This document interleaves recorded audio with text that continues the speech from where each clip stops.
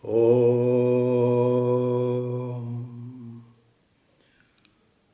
Om.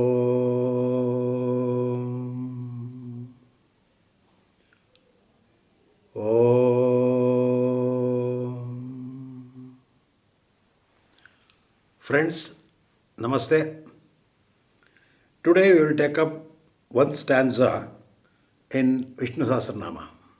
That is stanza number 7, which reads, Agrahya Shashwata Krishna Lohitaksha Pratardhana Prabhutastat Pavitram Mangalam Param. When we talk about God, we would have many times heard the words like Akshara, Avyaya, Aja, Achintya, Anirvachaniya, Amara, Anadi, Ananta, etc. Now, on the same lines, in this stanza, we find the word Agrahya is the first term we find in this stanza. Now, let us see what it actually means and in what way it helps us to seek our sadhana. Grahya is perception. Agrahya means the one which is not perceptible, the one which is not available for our usual perception. In fact, we have thousands of objects and beings in the world, and we perceive them through basically 5 sense organs, and the corresponding sense objects for these sense organs are Shabda, Sparsha, Rupa, Rasa, Gandha. Shabda is perceived, Shabda means sound, is perceived by the ears. Sparsha is an experience which the skin gets. Eyes will find the forms, Rupa, and tongue has the capacity to taste, Rasa, and the nose can perceive Gandha, the smell. Now, these array of objects in the world can be broadly categorized into only these 5 variety of things, which can be sensed, as I said earlier, by the respective sense organs. But the interesting point is, mere sense organs alone cannot do the work. They cannot perceive. Sense organs, they are like catching the signal and sending on to next 2 instruments of perception called the mind and intellect. Therefore, the process of perception involves the 3 instruments called the sense organs, the mind, and the intellect. In fact, sense organs are located in the body. Therefore, we can say 3 instruments of perceptions are body, mind, and intellect. Let us say, we'll ask the question, what is this? We easily say this is a pen. So how did we conclude that this is a pen? In fact, eyes can watch this object, and this signal is sent to the mind. Mind has got an image of this. Intellect has the knowledge of this. Therefore, the mind and intellect together, they give the conclusion, or they send out the message to the body that this is a pen. Therefore, this perception involving these 3 instruments is the one which is a combined action of these 3, body, mind, and intellect. In fact, we have seen the tool like a knife or a scissor or any other instrument for that matter, they are inert. When we say inert, we mean that these instruments which have got their own specific characteristics, but they cannot function, or the functioning of these particular instruments cannot manifest unless there is a help from an external agency. That is the reason we call them inert. While each one of these objects like scissor or a pen or whatever the instrument we have, this has to be energized or used by an external agency. For example, if this is the pen by itself cannot go and write on the paper. Pen needs an external agency called or by hand, which can be used to write through the pen. On similar lines, body, mind and intellect are also inert and needs an external agency called consciousness or the soul or the reality or God or subject or the spirit. These are the various names. This is required for energizing body, mind and intellect, meaning in order to make the functioning of the body, mind and intellect manifest in the external world, we need the help of the spirit or the chetana or the consciousness. In fact, God perceives objects through the body. That means there is consciousness plus the body, consciousness plus the mind, consciousness plus the intellect.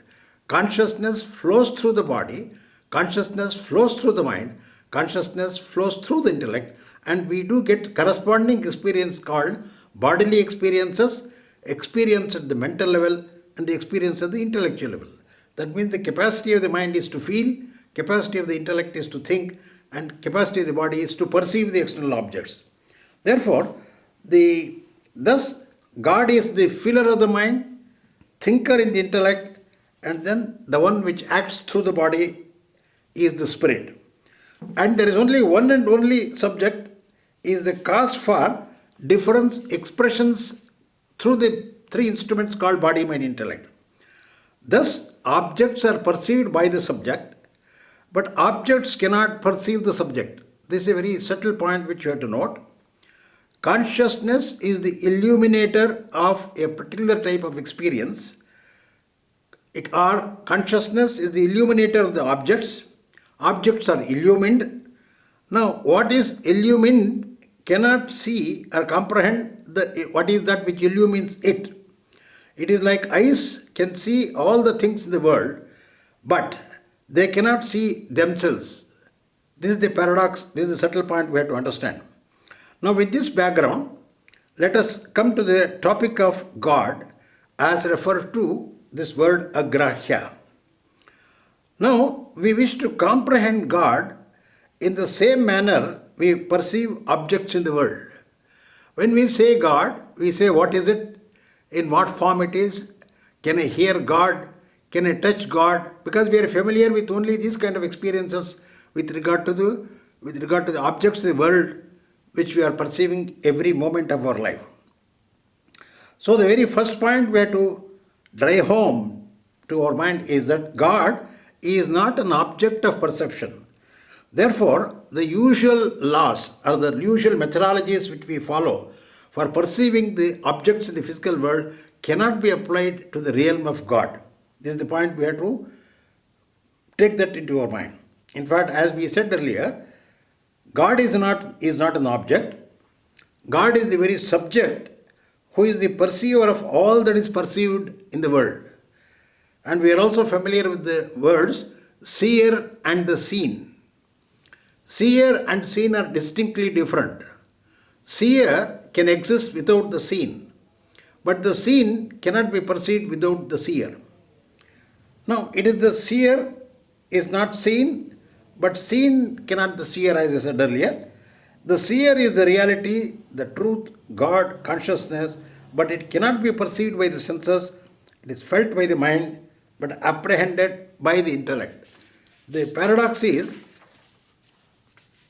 God is the subject, ever perceiving all objects in the world through all sense organs of all living creatures at all times. Then the question comes, if God is not perceivable, if we are not able to perceive God at all, then why to bother? You just leave it, be that as it may, in what way it hurts me or not may, I am denied of any of the things which I get. If we don't understand God, we'll come to that answer to that question a little later. Anyway, if we say that we are not able to perceive God through sense organs, then what is the earthly use of knowing, going it further? But we should not be thrown to the state of despair.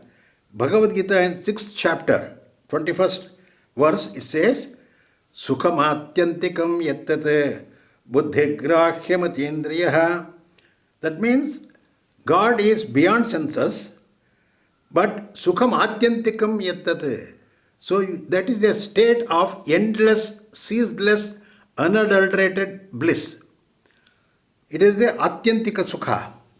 And that can be achieved through buddhi, not the traditional intellect. In fact, intellect can be divided into two portions. One is called the gross intellect, which we use and which is sufficient to transact with the world outside. The other one is called subtle intellect, which goes to the very fundamental of the essentials for existence of life. So, when the buddhi grahyam, this verse tells, buddhi here it means to subtle intellect, not the gross intellect. So, when you refine the mind, when you purify the mind, when you make the intellect steady, it is at that state we will be able to have glimpse of what God is. And that is the state he is telling, buddhi grahyam atindriya. So don't get thrown into the state of despair. There is a possibility, there is a way to perceive, or there is a way to experience God. Similarly, in Viveka Chudavani, we have a verse, Yat param sakalava gagocharam gocharam imalabodha chakshushaha shuddha chit ghanamana devastuyat brahma tattvamasi bhavayatmani. Here, one experiences the eternal and supersensuous joy.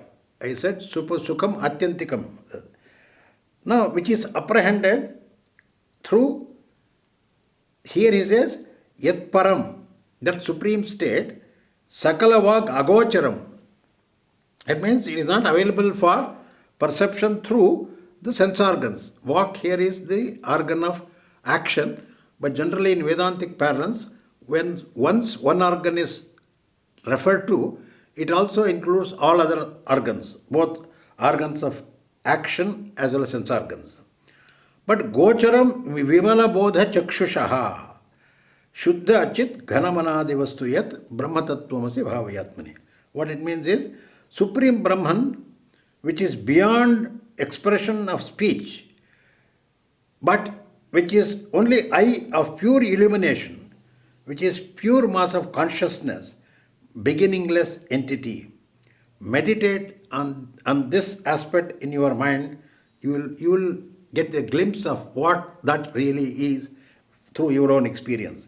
Similarly, in verse 42 of chapter 3 of Bhagavad Gita, we find Indriyane Pranyaho Indriyebhyah Param Manaha Manasastu Parabuddhi Yo Buddhe Paratastu Saha. So there is a hierarchy, there is a gradation. The sense organs are superior to body, greater than senses is the mind, and superior to mind is the intellect, but even superior or greater than the intellect is the self or the Atman or the reality, which is the presiding deity in the hearts of all beings. Now we will go to the next word, Shashvataha. We have now covered Agrahyaha, Shashvataha. Time has got three components, that is, past, present, and future. The world of objects are conditioned by, are influenced by time. That is, every object in the world is subject to change as the time moves. In fact, all of us are able to perceive time. Not only that, all of us are able to perceive the change. If you have to perceive the change, there should be a changeless entity. This is the subtle point which you have got to understand. Now, this changeless entity is the substratum upon which change is superimposed. Unless there is a changeless entity, we will not be able to perceive time. That changeless entity which is beyond time, which we call as Kalatita, is the Lord or the reality or the Vishnu in this case. The very illuminator of the concept of time is the Lord or the consciousness or the Lord. What is illumined is concept of time. Illuminator is consciousness. Obviously, illuminator has to be different from the illumine and is not affected by the illumine. The Lord transcends time and not conditioned by time, and that is changeless. That is, remains the same in all periods of time. This is the meaning of Shashwataha. Now, what is the relevance of the word using the word Shashwataha?